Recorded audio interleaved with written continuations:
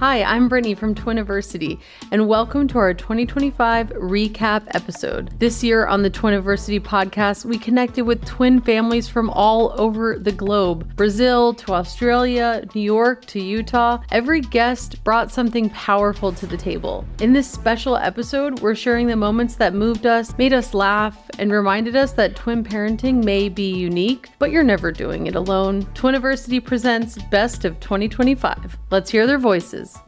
I am really stoked about today's topic because I know this is a subject that everybody struggles with, right? Everybody's always like, truthfully, like I swear on a stack of Bibles. If you look at what people are searching for on Twiniversity, it is help, breastfeeding, strollers, and sleep. These are the top 4 categories and have been since we launched in 2009. Wow. So I literally, and it has never changed. Which I was like, oh, wait, I'll write a lot of articles on these things. But then as the times change, you guys never changed. It's literally help, breastfeeding, stroller, sleep. No joke. And that is when I decided to write what to do when you're having to. If you look at the way the chapters are outlined, it's literally that. So I took that and I was like, we're writing a book on this. So I remember that actually. It's Cuckoo Town. So it has not changed. This help of what are we going to do? And it's not only help in the early days, right? Because of course you say, what kind of help do I need out when I get away from the hospital? But there's this whole thing that you still have to do something until they go to kindergarten. So what are you going to do? So give us a little behind the music, if you will, on a little bit about your pregnancy, finding out that you had twins, and then your journey to what you were going to do about help. So just a little background. I have a bachelor's of science in education, specifically with early childhood and special ed. So in my mind, always wanting to be a mom, having a bunch of background in it, I was like, oh, this is going to go really well. Super smooth. I'm going to know exactly what to do. Then life hits, career change happens. I meet my husband.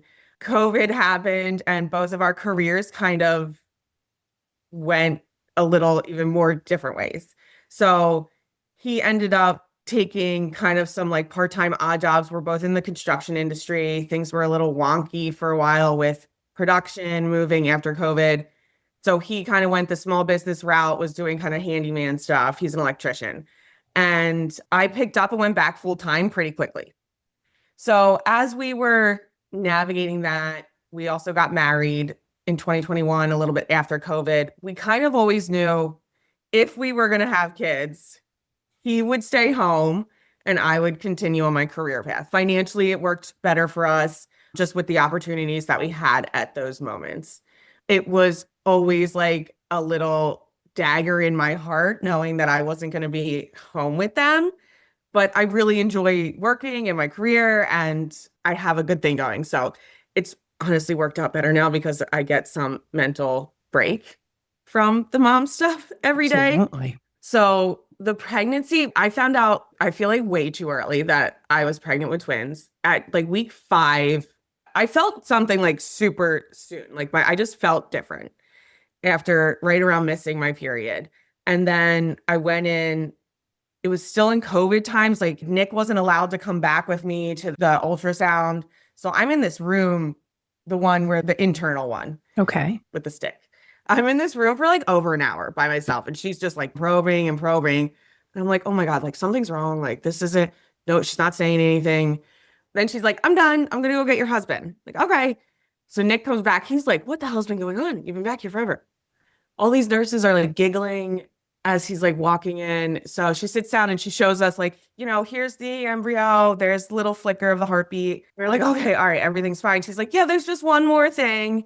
And she like swipes over with the wand and she's like, there's the other baby.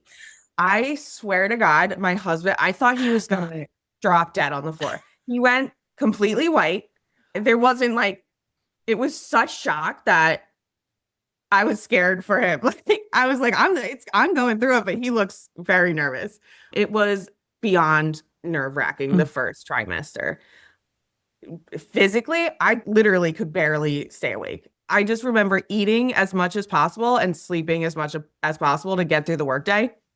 And he would wake me up to like feed me dinner. Like Aw. I'd be asleep on the couch after work. He'd be like, eat your collard greens, eat your protein.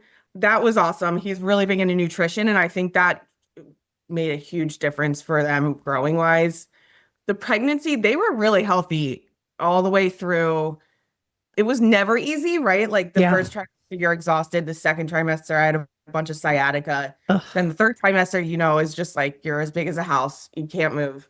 They were born the end of July in South Philly. So it was like 120 degrees in our room. I just sat next to the air conditioning for like a whole month. He would just like wait on me. And, I'd get up and like walk around the block and be like, that's it. That's all I can do. The breathing was really hard. Breathing was really hard. Yes. We had a little bit of a growth restriction, and actually the OB chalked it up to COVID. We went on a baby moon. I got COVID in Puerto Rico. You live, you learn. What are you going to do? What type of twinnies do you have? Are they die-die? Two fraternal, die-die boys. Okay. Die-die boys. Okay. Very So separate individually apartments, separate, so that was at least an easier side of the pregnancy, a little bit less to worry about, but and still. as soon as my husband found out they were two boys, he was like, "Oh, this is great." And I'm like, "Okay, well, that's a lot. 20 weeks to put a smile on your face." It's just so nerve-wracking, Yeah, of course. Just knowing that they're in there, but you can't tell like if they're okay. I was asking my girlfriends, I'm like, "How do you know what's going on?" And they're like, "You don't. You don't. Just wait for that next appointment." Guys, I'm so happy that you guys get to meet Paige. Paige is part of our really rowdy Twiniversity Mom Squad, which I still have no idea how any suckers agree to be part of our team. It's always interesting to me, but everybody finds us for different reasons. So I am really excited to talk to you today because you have had a very interesting introduction to your twin parenthood situation. And I do think that it's a worthy discussion. I'm pretty sure that most people are not aware of services that might be offered to them that they do not know that they could take advantage of. For sure. Especially with everything that's happening everywhere in the world, not just here. It's interesting because when people are, trying to remove different benefits from Americans, some people don't realize how big of a deal that actually can be, because I think people have misconceptions about who uses the services that are offered by our country for every citizen of the US. So give us a little background about your twinnies and your pregnancy. Give us the good stuff, and then you could smack us over the head with a frying pan. Okay. Well, the frying pan might come very early on because our pregnancy felt like it was going really smoothly. And then we had the notorious 20-week scan. And we found out that our twin B, which was our daughter, had a congenital birth defect. And originally our MFM doctor, like that we went to locally, we went to the scan. The whole scan for twin A was like, they're talking to us the whole time. They get to twin B and it's crickets. And we're like, oh, okay, well, this feels awkward. What's going on? So then they stall and we have this like head honcho come in and basically be like, you might need to terminate this pregnancy because we haven't seen, it turns out it was a lung lesion, but they had no idea what it was because they don't see stuff like that typically in their office.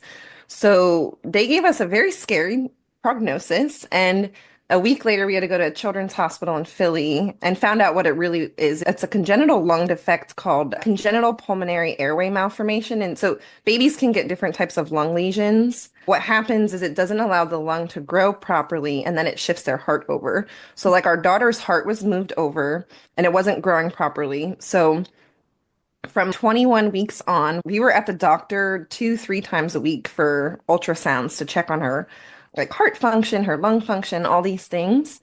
And yeah, so that was really scary. I think that's when we first felt like twin parents too, because we had to make all these scary medical decisions, but it's not just one baby in there that we're making these decisions for, right? It's 2 babies. So we had to go through all sorts of things in the pregnancy with steroid regimens to help with the growth of her lung tissue. And then we had to have, similar to an amniocentesis, basically where they put the needle into your belly, but instead they had to suck out the fluid that was building in her lungs, Oh, basically. So, okay. and of course, when you do that, there's a risk of preterm labor too. And I was only like 23 weeks pregnant at the time. And I'm like, I can't have these twins at 23 weeks. They might not make it. Yeah. So, yeah, so that was a crazy pregnancy. So, fast forward to the end, we deliver. It's a little bit of an emergency delivery because I ended up developing preeclampsia. Mm. Um, What week were you? Did you I deliver? was at 30, a little past 34 weeks. I think it was 34 weeks and 5 days. That's pretty Um, great. yeah, yeah. So we didn't make it like I think 34, if I remember correctly, like 34, I was like, let's make it to that at least and then Mhm. like go from there. So yeah, so I had to have a C-section. They took my daughter immediately and 30 minutes later they had to remove part of her lung. So she had a partial lobectomy right after birth. Like I didn't even get to see her right away until I think the next day actually. And then we were in the NICU for quite a while. So Oh my um, God. Now, because the preeclampsia always shocks us, right? It hits pretty mhm. quick. Did the NICU team have time to come and speak to you before your actual delivery, or it was just, zero? No. No, so I was supposed to have my scheduled C-section 2 days later, but I woke up and I was having just some like weird vision things happening. And my mom was with me at the time, and I was panicking her, I think. And it was winter time, it was February, and it had snowed outside and it was really bright. And I'm like, oh, it's probably just because it's so bright. I can't see right. No, I don't like this. And also my hands and feet were super, super itchy. Mm. So I call my doctor. They're like, yeah, we want you to come in. And I was like, because I kind of knew in my heart that it was probably going to have to be that day then. So I got to the hospital. It's an hour away because it's this like special children's hospital. And they're like, yeah, they did all the tests and the labs are like, we need to deliver as soon as possible. So as soon as your husband can get here, because that was the last day he was supposed to go to work before he was going to stop working for a little. And he gets there, we immediately go back into the OR and it all goes down from there. So, Mm. yeah. Times. So, how did you find out? Was it from the hospital when they were like, okay, these are the services that are available to you? I remember when I was in the NICU, nobody even told us about early intervention. I have to be honest. Yeah. When you're over 34 weeks, like some hospitals have a preemie clinic, is what they might call it. But when Hmm. you hit 34 weeks, you're not automatically entered into the preemie clinic. That's for the earlier deliveries. Hmm. So there was a lot of things that had I delivered at 33.5, I would have Hmm. just been immediately offered. But because I delivered post 34 weeks, it wasn't the same like rules and regulations of the services that were offered to me. So I didn't even know that some things existed. Like it took us a while to figure out early intervention. And I Yeah. think it was just at a pediatric appointment. And I'm just like, hey, my daughter isn't eating correctly. And they're like, oh, yeah, you could see a feeding specialist. And I'm like, what? I didn't even know Yeah. that was a thing. So, how did you find out, first of all, what services you might need once you came home and how to Hmm. go about actually getting those services for your family? Yeah. So we delivered at the Children's Hospital of Philly, which is like seriously one of the best children's Oh, hospitals ever. It's amazing. yep. I'm so blessed that we lived only about an hour from there. But I think part of it has to do with how long we were in the NICU because both of my children ended up having a surgery. My son ended up having a surgery for reflux, and we were there for 2.5 months for my daughter and 3 months for my son. So I think in the state of Pennsylvania, I think this is what it was at the time. You like automatically qualify for Medicaid when your baby is in the like a neonatal unit for more than a month or longer, I think is what Mhm. it was. So we had help from that, but in the children's hospital, they had a social worker that would come to meet with you. I'm trying to remember at what stage we met with them for the first time. I want to say it was within like the first week or two because we had to like figure out lots of things with which insurance, like whose insurance was covering the baby, because both of my husband and I were working at the time and we both did have insurance. They like made rounds to like the parents in the NICU at our hospital. So we were like really lucky to have them come to us because like you were saying too, I like wouldn't have known I Yeah. could just go find a social worker in the hospital had they not come to me because there's so many other things they're worrying about. Like, are my babies gonna, make it through this? Like, how can I help them feed better and be like a functioning little tiny human. So like we were really lucky that the social worker at the hospital like came and met with us there. It is. I don't think people realize that is available at every hospital for every delivery. No matter where you are in this country, you could always ask to speak to a social worker and see the pieces that you're missing. Because we had to go to CHOP so many times, like like when the babies were still in utero, we did meet with a social worker then too. Like there was like a whole team of people that we met with the NICU. I feel like my memory blocked some of this out of my mind until just now. But there were lots of people that we met with. They even offered like mental health supports in place and stuff, just with all the extra stress of the complications we were dealing with. So we did, I think, have an awareness that there were supports there. But again, once you have the babies, you forget about that stuff. It's just not top of mind for you right away. So like, thank goodness they were there to help us. So you were in the process of becoming a parenting coach and potentially pursuing a degree in social work. Like this is a change. What did you do before and how did you evolve to what you're doing now? Yeah, absolutely. The twins have controlled the life, to be honest. Like I was in the Navy for 10 years as a commissioned officer. And as soon as my wife found out we were having twins, we were in Guam. And apparently they don't do high risk pregnancies. And that's what they were considering high risk. And we had a high risk the first time too. So we got kicked out. We were supposed to do 3 years there. And they were like, hey, yeah, she can't stay here. You guys are either going to have to split up and you take your 2 oldest kids with you and stay in Saipan, or she goes to Okinawa. And we were like, yeah, we're not going to do that. So we came back to Norfolk. It was a hard fight, but that was like the first kind of career battle change that we had with twins. And then I started to recognize, because I have 5 kids. I got a 7-year-old, 4-year-old, set of twin boys that are 2. And I just had a baby girl in March. She is 2 months old. So 4 boys, 1 girl. And as I'm doing this thing called fatherhood, I recognize it's like really fun. Like I really like it. I'm extremely passionate about it. And there's a lot of challenges. There's also challenges at work that I have to battle. So I found myself going through these priorities of like, what's more important? Of course, I'm going to choose my family. So with deployments and everything being in the midst, I decided to get out of the Navy. And when I got out, I'm like, okay, well, what am I going to do? Now I have this podcast over here for the Dads Podcast, and I got this organization, a community of dads that we're just doing cool stuff. And I'm like, well, I can go do consulting or like go on Indeed and just kind of figure something out. And I recognize like, well, what if, I kind of made this a real thing, like made this the job.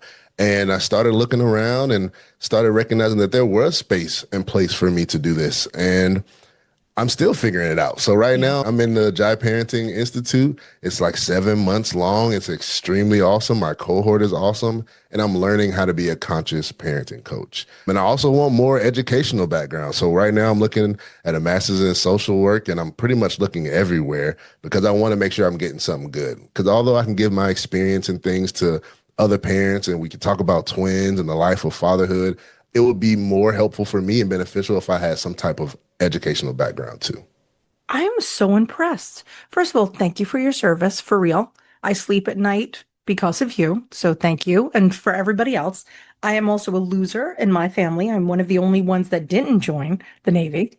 So I am the traitor amongst a family of service people. So thank you for bringing up a sore subject. No, I'm only kidding. It really is. It's so admirable and impressive. But I can't believe that they made you leave. First of all, this isn't the first time that I heard this. So that's the thing that I don't know if people know that. We've had a family that was in Japan that was sent back to the United States because they couldn't handle the pregnancy there, which I don't know why they didn't just transfer to a different base or something. But it is interesting how the military is like, no, thank you. We're good. We don't even want twins. We don't want that smoke. Yeah, twins? Okay. What? Yeah, get that out of here. That's horrible. But this is our life, right? This is our life. Like we have some weird rejection factors that start at conception. Like everybody just literally, this is why Twiniversity exists. It's because everybody's either afraid of us or they feel bad for us or they're confused or they have stupid questions. So I am so glad that you are going to be like another voice for our community and to the world. But that's a big change. What did you do in the Navy? So I was a surface warfare officer, but my main trait was anti-terrorism, force protection, like the really cool stuff. So that is really cool stuff. I was hoping you worked in like the mess hall or something, because then I'd be like, okay, that'll transition. Yeah, You're that'll. used to handling, an army of tiny animals. So there you go. Well, But the now, anti-terrorism stuff probably helped more with me in the house. Like everything else didn't really translate, but navigating the house like I'm actually in a mission or something like that with the kids is extremely helpful. Like already this morning, they were running around with like 2 cups of water and I'm playing zone. So it's helpful in that way. That's the military has helped me with twins. I'll put it that way. that is really interesting. So did you find that besides being more organized and being more prepared, am I crazy to think that there is a different way that you learn to sleep quickly? Like, did anything happen? I remember once upon a time, I was talking to another parent in the military, and I remember talking about sleep deprivation. And it was a mom, and she was like, nope. She's like, I have no problem with that. She's like, because if I have 20 minutes, I'll sleep for 20 minutes. And I said, okay, how does one use this secret power? And she said that she remembered that somebody was talking about like how to do this and relax your face and think these thoughts and whatever. So there was like a military method of sleep, let's say. And so that was her big take on how she was prepared, because she's like, I've had sleep deprivation when I was deployed and I just had to be up for, 48 hours at a chunk and get 15 minutes of rest where I can. Did you have a similar situation? Like even like going back to like boot camp, do you remember that traumatizing, wonderful time of your life? Like, right? Traumatizing #wonderful gift, a gift of life. Do you remember that? And do you feel that kind of prepared you more for being thrown into the fire as a dad of 5? Absolutely. My wife was also in the military too. So we share this. You get thrown in that fire early in not only just boot camp, but as a surface warfare officer. When you're on a ship, you can't just turn the ship off and go home, especially if you're out at sea. It's not like, oh, okay, my shift is over. Beep, beep, like, hang the keys up for the car and go home. So there's always that 24-hour watch. And a lot of times, let's say you're an engineer, you're going to be up no matter what. If you're in charge of stuff, something's breaking, you're going to be up in the middle of the night. So there was many of those 48 hours or those 4-hour nights of sleep, 2-hour nights of sleep, or get up 2 hours, then go back to sleep for 2 hours and get back up and go back to sleep for another hour. So when it came time to have the babies, we're like, hey, we can just run this like a watch time. We set up our times to work together just like that. So with the experience that you had in the military, how did that make you want to go into parent coaching, right? Because the thing is, you have a very specific mind that was trained over the course of years and years. When you want to be a parent coach, you need to train people overnight. So is it fair, right? Because then I say, is it fair that we could expect people to kind of get on the same page as you when you've had years and years of training? Like as a parent coach, even just learning how to become a parent coach, how do you help people transition into being a parent, right? Is there like one way that you work with like expecting parents to kind of help get them ready, almost like a boot camp? And then is there another way that you work with parents that are like the kids are already here and like you have no choice? You better roll up those sleeves and get to work. How does the Institute and just life in general, how do you work with the two different types of families? I think if we think about it like the military, there has to be some type of indoctrination. Like the very beginning, let's say you don't have kids at all. You have to introduce them to the words, the terms, the ideas, because especially for fathers, we step into the room sometimes and it's our first time hearing any of it. So it's like, if we don't even have the Facebook pages or we're not having conversations about it, how do I start that? So you start with like the indoctrination of what this possibly can look like. And for some, it's even like saying, hey, this is going to happen for 9 months. Some guys, some girls, well, girls mostly know, but some guys will say like, I didn't know this was going to be a 9-month thing. It's like, okay, where have you been? I had to be under a rock. But if you're talking about families who already have children, they already pretty much know the trials and the tribulations that they're going through. And I think it normally sometimes starts with helping them understand that they're not the only ones, that other people are going through a lot of these same challenges as well, and getting the conversations out and having conversations between the two, between the spouse, mom, or the husband and the wife, having those conversations so we can see where to even start. But that is a lot of what we're talking about in the cohort, is being conscious of what is happening around you and learning yourself a lot more. I think once we became parents, we started recognizing that there was a lot of things about us that we needed to learn, or things that come out that we weren't expecting. So I think my twins and my 5 kids has helped me get stronger in areas that I didn't even know I was truly weak at. So sometimes that's where we start too. So now, Sarah, I know that you have a weird arsenal of twin tools, let's say. So you come to us with a very unique perspective. So yes, of course, you're a twin mama, but you have prior experience of being a journalist within the parenting universe. So even before they found that second heartbeat in that pregnancy, you already were kind of doing deep dives into the world of pregnancy and parenting. What prompted that? Like, it's always interesting to me, like, even when people email us and be like, I would love to write an article on this, but I'm like, but you didn't really live that, which I know they aren't mutually exclusive. Like, you could obviously do plenty of studying and learn about something, but what prompted you to start kind of your career in journalism about parenting and pregnancy when you didn't have kids yet? Yeah. So I studied women's health reporting when I was in grad school. I went to grad school at Northwestern. I did their journalism program, and we could essentially choose one of three tracks. We could report on business, urban affairs, or health and science. And I went health and science, and I got really deep into women's health reporting while I was there. And I've always been very interested in reproductive health. So I started covering a few stories on the reproductive health beat. I was very interested in fertility. And then when I came out of school, it was truly just like, I will take any job, because the journalism industry is so turbulent and it's so, there's so much talent and so few opportunities. So I was just applying everywhere, and I just got work in this space. And I think people were impressed by the fact that I had that deep women's health reporting background and that I could sort of speak the language of the health studies, and I understood how to interview experts. So that's kind of how I got in. And yeah, I really ended up loving it. Of course, my relationship to the work has changed dramatically since having kids of my own. But I was also in the space while I was trying to get pregnant, while I was going through my own fertility journey, and then through my pregnancy. And then, I jumped back in after having my kids after a little bit of a break.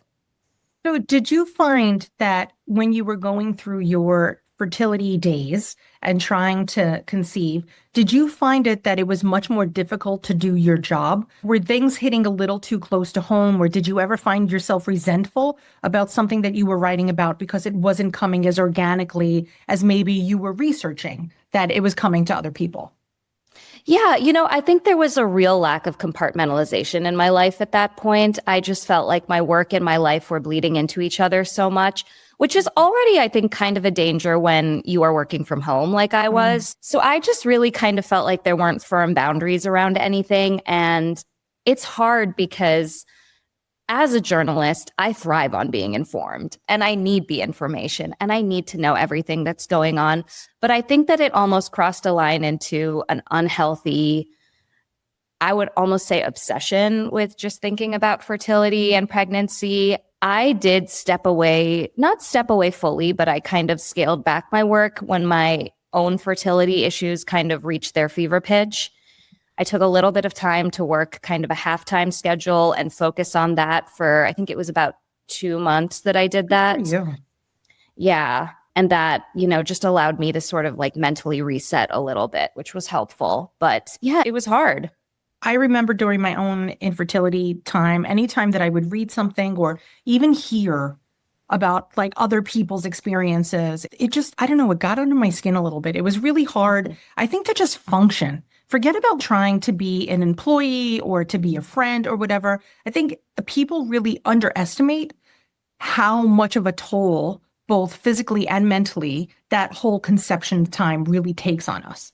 Do you find weirdly, and this is totally unrelated to our topic, but do you find that it still is kind of there? Do you feel that because you had issues with fertility, you're a little bit more, like, I keep using the word hypersensitive, but that's really the only word that I could think of because you're so much more aware of things. And so now when you're writing, do you feel that it like infects your articles because you have maybe a little bit more cynicism towards like conception and everything? How do you feel that, your experience with that has impacted the way that you just literally write, that the words come out of your fingertips?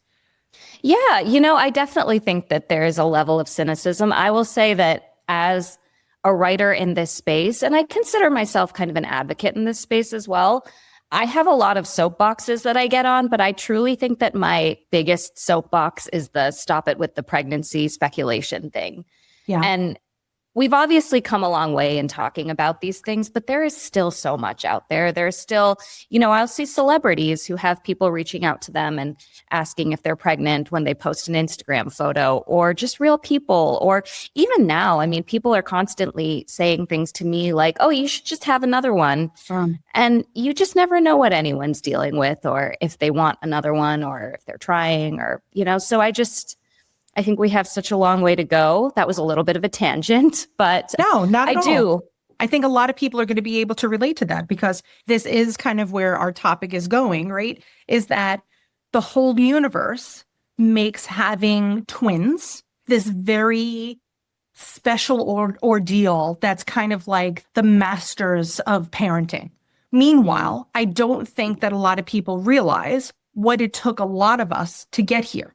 And so anytime I'm ever approached and somebody's, oh my gosh, you work with twins, I always wanted twins, there's a piece of me that wants to just say, what is wrong with you? What is actually, you want all this? And I'm not saying it's not great. And the thing is, thank goodness that our listeners know me for who I am, because I'm not saying that I didn't want twins, but to be very honest with you, I really didn't. I wanted one baby like a regular person. I wanted to conceive like a regular person. I wanted to baby wear like a regular person. I wanted to have a single stroller like a regular person. I did not know that I was getting thrown into this furnace of being a twin parent. And I think it's definitely a huge reason, obviously, of why I started Twiniversity, because everything that existed in the world was all about the benefits of twins, right? Or it was the total opposite. Double trouble. You're never going to sleep again. You're lucky if your twins make it to 34 weeks of your pregnancy without one of them being stillborn. It was like, oh my God, what the heck is happening? So at the time that I had my twinnies, the big trend was twinnies because Julia Roberts had just had her twins. And so it was like she was all over the tabloid magazines and everything about twins. And then you had Brad and Angelina. And then most recently, we had Beyonce. It always is this very magnificent time. And people see all the joy and they're like, oh my God, Beyonce's having twins. Not really thinking like, okay, first of all, Beyonce, by the way, closed down an entire wing of our hospital so that no mothers could ever, by the way, have babies on the same day. Here in New York City, we're a little resentful, but you don't know how much help they have, and they have the finances to do it. And so there's a regular twin mom that might live in middle America that doesn't have Beyonce's budget, that is not kind of feeling the way that the world is feeling about the joy of somebody having twins.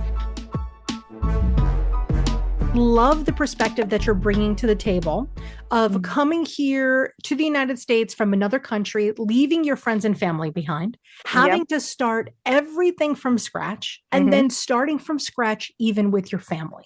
And then knowing that your community is someplace else, and that is I should say it isn't so. It could be so unsettling if you do not plan correctly.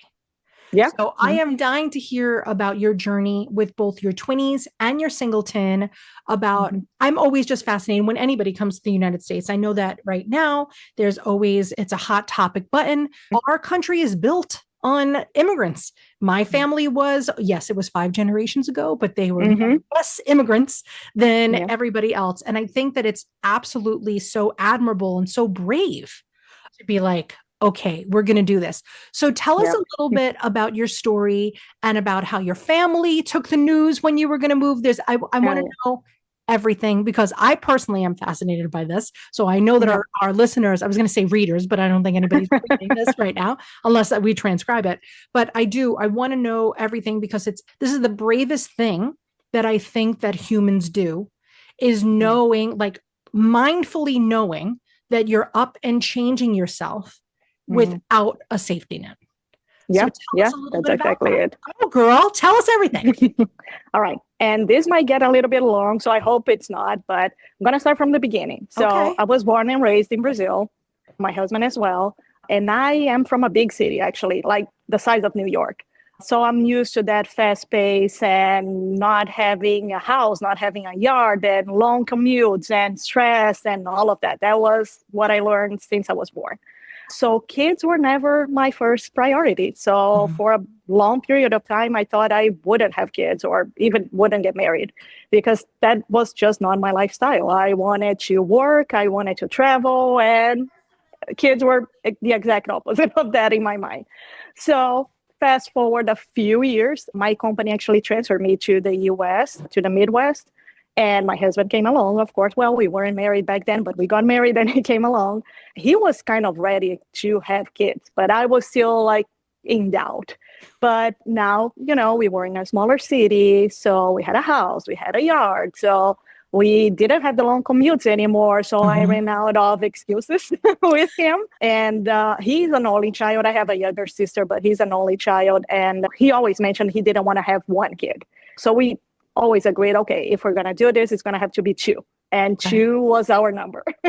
You mentioned like my family, they kind of knew this is something I wanted because, again, I wanted to travel all around. And so they knew eventually I would be away. I don't know if they knew I was going to be away forever, but they knew it was going to happen at least for a period of time. Now, my husband's family, no, like it was never his dream. It was never his idea to move abroad. He comes from an Italian family, just like yours, that everybody is very tied together and have lunch every Sunday morning, together. So it was harder on them, I think, compared to my family. So when you knew that you were coming up here for work, did you have to sit them down and say, listen, it's just going to be temporary, right? Because it's like, if you're just coming up for work, you'd be like, Mom, it's just going to be temporary. Don't get nervous. But do you think that in her heart, she knew you were never coming back? So that kind of happened because I was first transferred here for a temporary assignment back in 2015. And it was a temporary assignment for 18 months. And then we went back to Brazil. But we liked it. And then we were like, okay, we liked the fact that it was a smaller city and, things were not so crazy like it is here at home. So there was a bunch of different things that we liked it. And we started seeing if we could come back for good. So the second time around, they kind of knew it was like a longer term thing at least. Yeah. So how long were you back the second time before you got pregnant with your son? So we got back in January 2020, just before things got crazy. And so we got pregnant about mid-2021. So we were here for a year and a half, more or less. Wow. Okay. Yeah. So you were here for a hot minute. You decided to go through the pandemic with us. Wonderful experience. That would be interesting. Amazing. Nobody was winning. There was no country that was winning. So I'm glad you were here. So that was... At least we were all alone anyway. So it was just the 2 of us and it was okay because we knew that it was going to happen. Wow. It was going to have to be the 2 of us and that's it. So when you got pregnant with your son and you were flying solo and going to your doctor's appointments and you had your husband and he was your main support system, did you build other support systems around you of just people, a new local community? Yes. And that was extremely important. It was fundamental for me, honestly. So especially 2 girls that I'm friends with here in our city. One of them actually got pregnant the exact same time as me. We had the same due date. It was amazing. Like we weren't even so close, but that brought us super together. We're very good friends up to this day. And then another girl that she already had 2 kids. So she kind of brought us together and started sharing things and helping us not only with the mental and psychological preparedness, but like the technical things, like you don't need to buy this, but you need to buy this. And so that was, again, fundamental. Being from another country and then delivering here, what the medical system like is at home, right? You're used to your family and friends and sisters and cousins and nieces and like everybody getting pregnant home. Were you worried about having kids here and how different just that experience would be? Just like the medical and things. Did the community that surrounded you, that you created, did they kind of give you like a heads up on how different this would be than delivering in Brazil? Yes, they did. So I'm the oldest. My sister is younger than me, so she doesn't have any kids yet. So I didn't have a lot of friends who actually had kids in Brazil. So I knew, but I didn't know exactly what to expect from having a kid in Brazil anyway. But I think the most challenging part was like, I didn't have a doctor here. I didn't, so I didn't know the hospitals. I didn't know where I wanted to deliver. And I didn't have, a lot of people to ask. So it was kind of going to work and asking people, okay, where was this friend delivered again? And trying to make notes and without trying to sound so weird. Yeah. But it's good that you had people that had already that walked through this process already here. So locally, they knew which doctor you needed to go to. You knew that you trusted that doctor already because your friends had been through it. Yes. So at what point did your family say, enough, we're not letting you stay up there by yourself? At what point did they say, because truthfully, your culture and even like my kind of, European Italian culture, we're all about family. Like that's the sun that revolves around all of us. So being so far away from home and going through such a enormous life event, how did your family handle that? And when did they say, that's it, Carol, we're coming up, get the bed ready, pick us up at the airport, we're coming there? How did that go? They were very patient, I must say, because they stand still the entire pregnancy. I thought maybe they would want to come or ask me to fly there and be with them at least for a little while so they could see me pregnant and that kind of thing. But they were very patient, but they wanted to be here for the birth. All grandparents wanted to be here at the same time, I must add. Wow. So they decided to come, like my due date was April 23rd. They decided to come here a week before. So they got here on the 15th, and that was when my son was born. He was literally waiting for them. Yes. Your family stayed in your house? They did. Yes. Oh, okay. So that's good. That's a blessing and a curse, right? Because you have them close, but then the curse is you have them close. So your son waited. That. He was such a good boy. He waited for everybody to get there. You had your baby. You were in the hospital. You come home, and now you basically went from living in this house all by yourself, you and your hubs. Now you come home from the hospital with a brand new tiny bean and everybody. How was that an easier transition for you? Did you feel more comfortable, or had you gotten so used to living in your space, just you and him, that you were like, oof, I don't know if this is a great idea to have so many people under one roof? Both. Definitely both. On the same day, maybe in the span of 1 hour, I had both feelings because it was great. They were extremely helpful. Like I was very fortunate, and I must say spoiled, because I didn't do anything, if I'm being honest. And that was just a singleton. That was just your singleton. Yes. So you didn't even know what was coming down the horizon. Oh my gosh. Your identical twin story was so unique because you didn't know you guys were identical initially, right? You found that out a little bit down the road, but there's a lot of us who have twinnies like that as well, who still may not want to take that DNA test to find out what's happening. But not only were you dealing with all that and finding your independence and individuality, but with being adopted, that's like another layer of trying to figure out who you are. So I am faceted and riveted, and I want all the dirty details. And I want you to try to help bring insight to our listeners about what that was like for you and what that's like to try to find out who you are when you're in the middle of a storm, because that's what it kind of feels like to me. It's like you're trying to find out who you are as Julie, right? And then who you are as a daughter, and then who you are as a woman, and then who you are as a sister.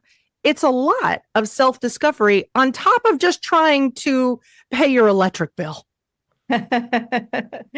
Well, first of all, let me just start out by saying being a twin is an amazing experience and blessing. And then add the adoption piece to it, to grow up with a full sibling, like more than a full sibling, is a gift beyond. My experience as a twin is so unique because of the adoption piece. And I mean, think about it. From before we even were born, we have this bond. Yeah. But then to go through, the whole identity and individuality piece as children, as teenager, as young women, and then to still have that as an adult. So she and I navigated our adoption search together. I was 48 years old, had a breast biopsy, and my husband said, get at this. And I'm from the closed adoption area, meaning knew nothing about anything or anybody. Those were the rules. Those were the laws. That's what everybody understood it to be.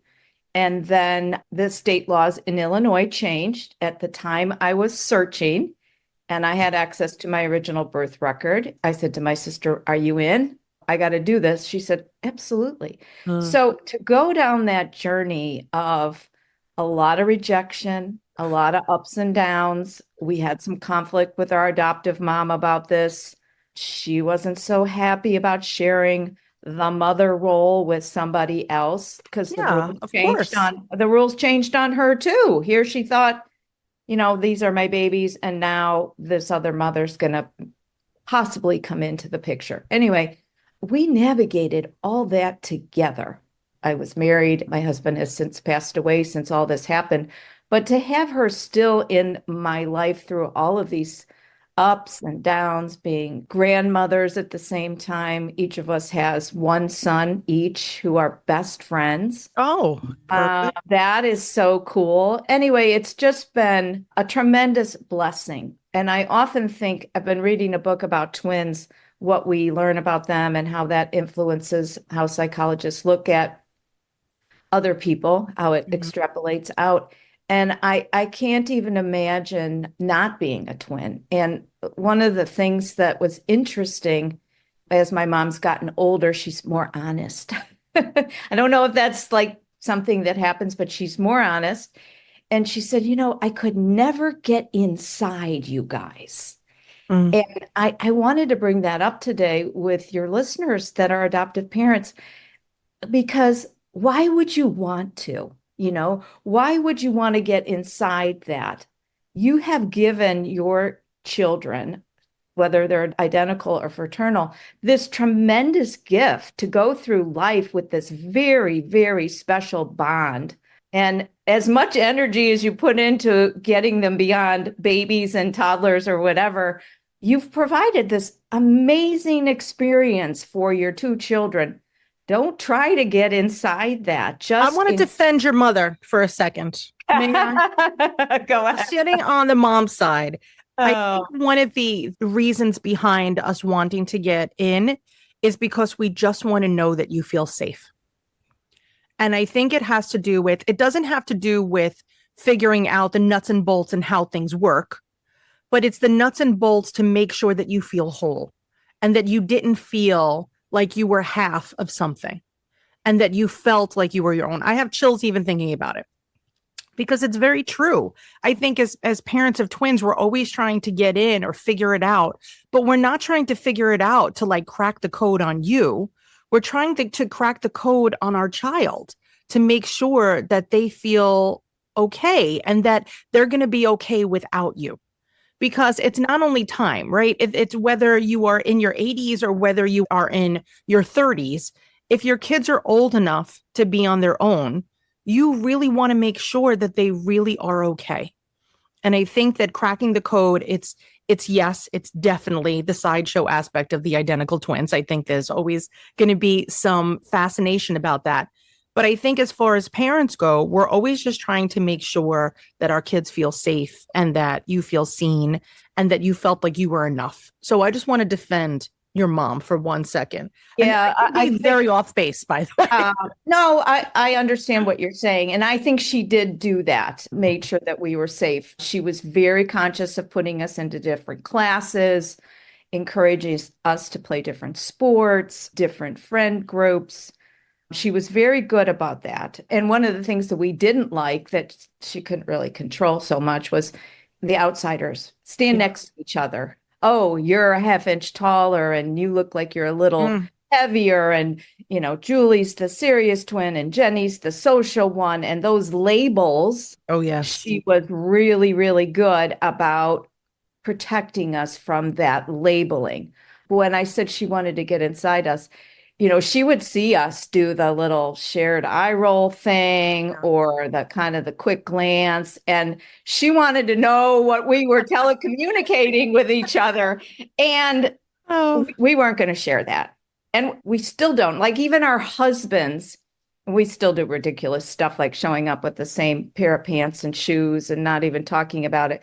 even our husbands would sit back and kind of go, we're outside of this. Yeah, you're a mystery. This little thing that we have with this telecommunicating and understanding without speaking. And that goes back to our original conversation talking about this adoption search stuff. Wow.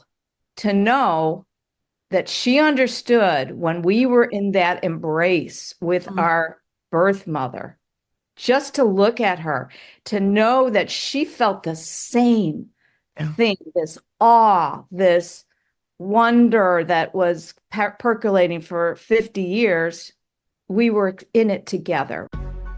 That's a wrap on 2025. To every twin parent who showed up this year through the sleepless nights, the unexpected joys, and the moments that stretched you beyond what you thought was possible, we see you.